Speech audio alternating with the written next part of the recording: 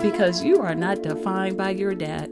You are not bound by your bank balance, and you are worthy of peace, provision, and purpose. And no matter what, you are an overcomer. Hey family, welcome back to If Only One Overcomes. I'm your host, Katie Lee, and I'm so thankful you're here. If this is your first time tuning in, welcome. You found a safe, honest, and faith-filled space for healing.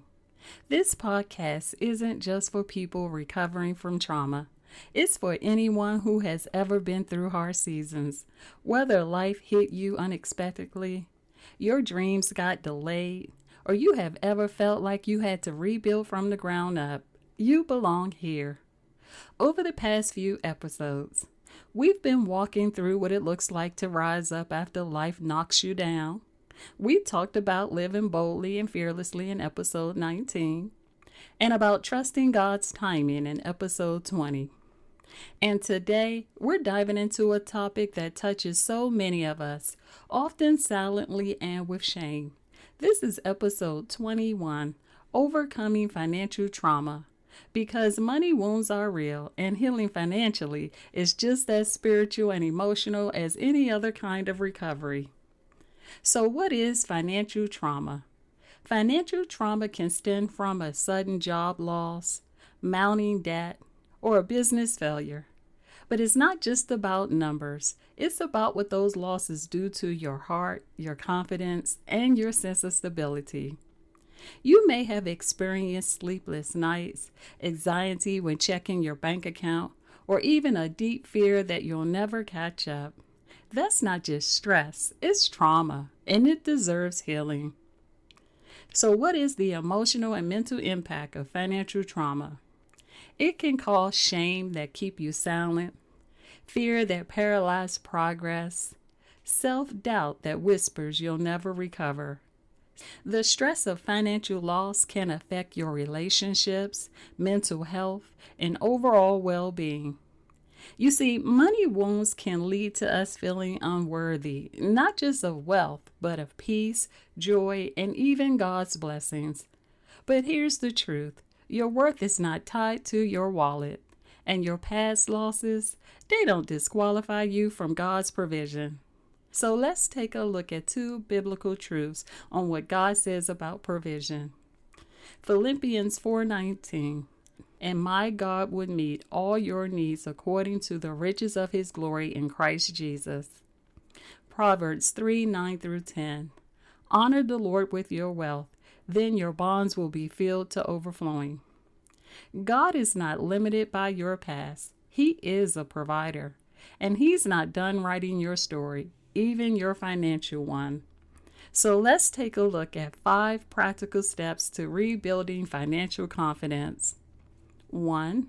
Acknowledge and process your emotions. You're allowed to grieve financial loss. Journal about it. Talk to someone you trust, because ignoring the pain only buries it deeper. Consider speaking with a trusted friend, a mentor, or a financial counselor who understand both the practical and emotional aspects. 2. Create a realistic recovery plan. Even small steps matter. Build a basic budget. Track your spending. Set one tiny financial goal this week. Progress is healing. Seek professional advice if needed. A financial planner or counselor can help you rebuild step by step. 3. Shift the narrative. Replace the shame-filled script with truth-filled affirmations. I am capable of rebuilding. This setback is not the end. God is restoring what I thought was lost. Celebrate small financial victories. Each step forward is a win. 4. Trust in God's provision. The same God who opened doors in your past can open new ones in your present. Pray over your finances. Invite God into every decision, not just the spiritual ones. Remember that financial setbacks don't define you. They're just one chapter in your story. 5. Invest in yourself, your growth, your future. Your healing also includes preparation. Learn new skills, seek wisdom, be open to opportunities that stretch you towards greater stability. God doesn't just want to meet your needs, He wants to grow your capacity. But He often starts with little things: your stewardship, your mindset, your willingness to believe again. Remember that rebuilding takes time. Patience and perseverance are the key. Well, overcomers, I know that financial trauma hits hard, but please hear me. You are not a failure. You are not forgotten, and you are not alone. You are an overcomer, even in this. This week, I encourage you to take one small step. Maybe it's writing down every debt you're ready to face. Maybe it's finally asking for help. Or maybe it's just praying and asking God to give you the courage to try again. Every step forward matters. Every little decision to begin again, to budget again, to trust again. It all counts.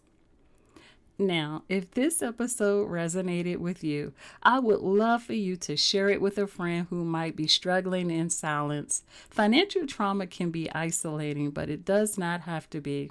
And don't forget to follow the podcast, leave a review, and tag me at If Only One Overcomes on Instagram. I would love to hear your stories and walk with you on this journey. Next week, we're slowing down and taking a moment to celebrate the wins, big or small. It's easy to focus on what still needs healing or what hasn't happened yet.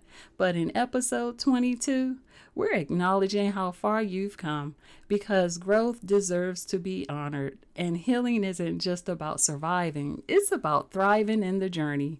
Because you are not defined by your debt.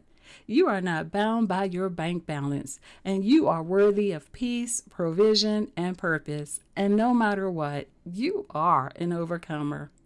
And as always, remember, your life is too important, because God has a plan and a purpose for your life. Until the next episode, God bless.